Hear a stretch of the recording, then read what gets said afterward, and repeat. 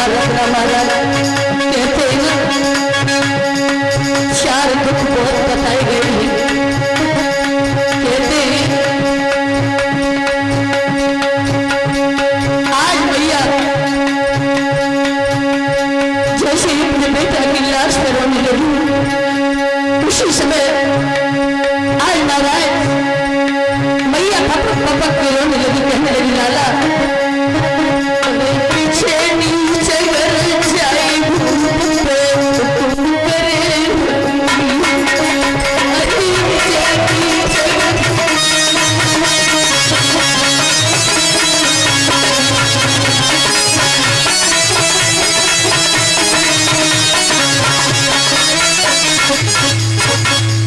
ध्यान रखना भक्तों। वैसे तो दुख बहुत होते हैं, लेकिन महाराज बताया है कि वैसे तो दुख बहुत ही कि बड़े दुख कई जाए और घूमे वरण शिया वरण और भूत शोक और नार। ध्यान रखना भक्तों, जिस किसी का भैया अपने भैया को छोड़ करके इस संसार से चला गया हो, इससे बड़ा कोई दुख नहीं हो सकता। जिसकी भूमि पर कोई कब्जा कर ले तो महाराज इससे बड़ा कोई कष्ट नहीं होता। जिस किसी की पत्नी मर जाए तो महाराज ये महादुख बताया गया है। और महाराज जिसका पुत्र मर जाए तो उस संसार में जीना बेकार हो जाता है। आज मैया तारा कहने लगी बेटा अब क्या करूं। उसी समय आज मैया के दिल में धैर्य नहीं है और रो करके कहने लगी लाला कि जेठ लपटनी यारी उसी में तुम आंख में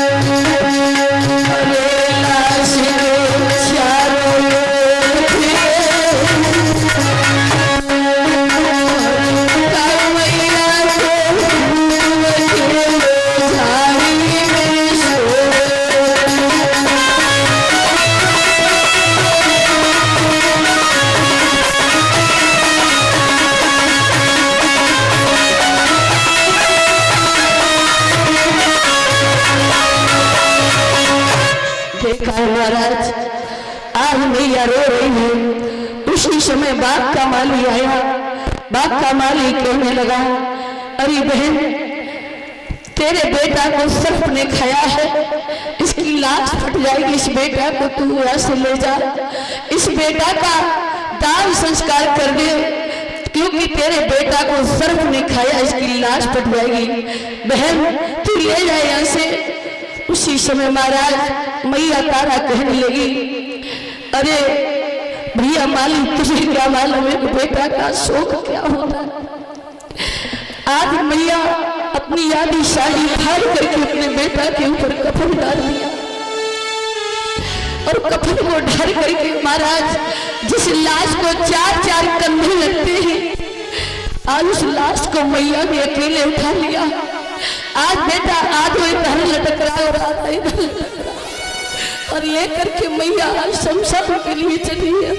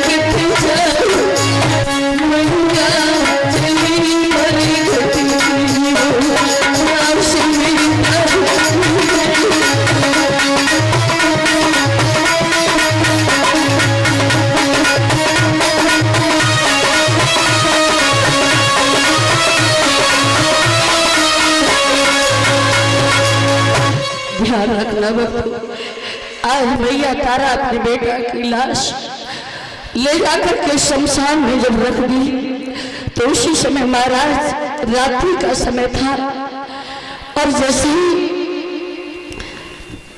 देखा है महाराज हरिश्चंद्र ने ये कौन है जो रात्रि के समय लाश को लेकर के आया है। महाराज हरिश्चंद्र कहने लगे कौन हो, इस शमशान का नियम नहीं मालूम है तुम्हें? अरे तुम कौन हो? उसी समय महाराज रानी तारा ने कहा मैं तारा। हरिश्चंद्र कहने लगे तारा? अरे कौन तारा? स्वामी आप? महाराज जैसे रानी तारा ने अपने पति का चेहरा निहारा उसी समय कहने लगी महाराज आप? हाँ रानी तारा मैं। आप यहाँ शमशान में? हाँ मैं। तुम यहाँ रात्रि के समय कैसे आई हो? कहने लगे महाराज स्वामी आपके बेटा की लाश लेकर आई हूँ। मेरे बेटा को क्या हुआ? स्वामी बेटा को सर्प ने डस लिया है। अरे बेटा को सर्प ने डस लिया, बेटा मर गया। महाराज जैसे अपने बेटा की लाश हरिश्चंद्र ने देखी पछाड़ खा करके गिर पड़े और जैसे ही पछाड़ खा के गिरे हैं तो महाराज कुछ ही समय के बाद में जो मूर्छा जागी तो कहने लगी रानी तारा तुम बेटा का दान संस्कार कराने आई हो? हाँ स्वामी। तुम्हें नहीं मालूम है या मैं 1 टका लेता हूँ उसके बाद मैं लाश चलाता हूँ।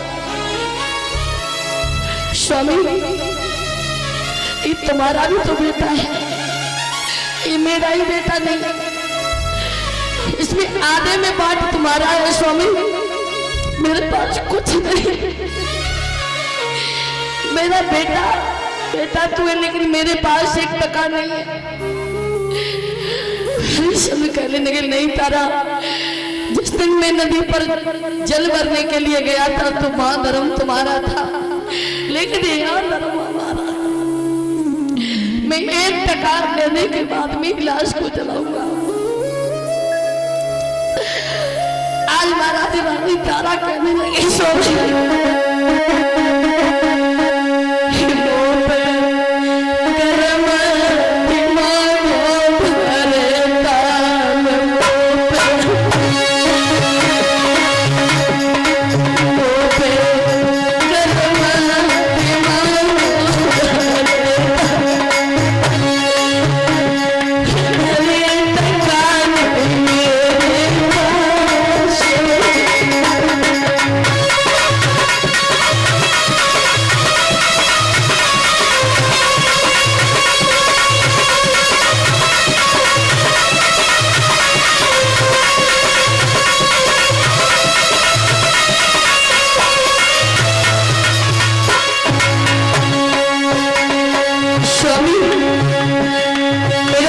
कुछ नहीं है, कपन डालने के लिए भी कपड़ा नहीं।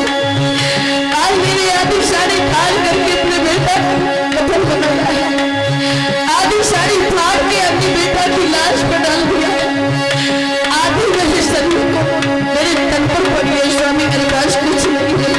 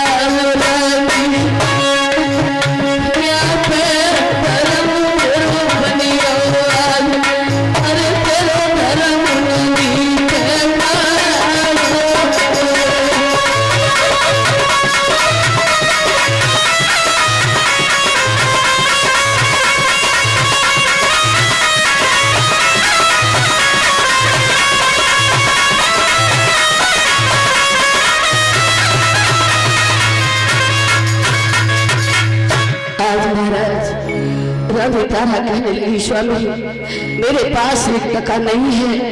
उसी समय मारा हमें समय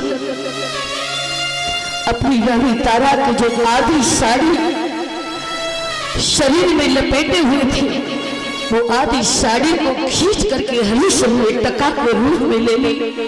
और उसी समय महाराज मैया जब नग्न हो गई तो लज्जा की वजह से कि सामने मंदिर था उसमें जा करके बेहोश होकर के गिर पड़ी।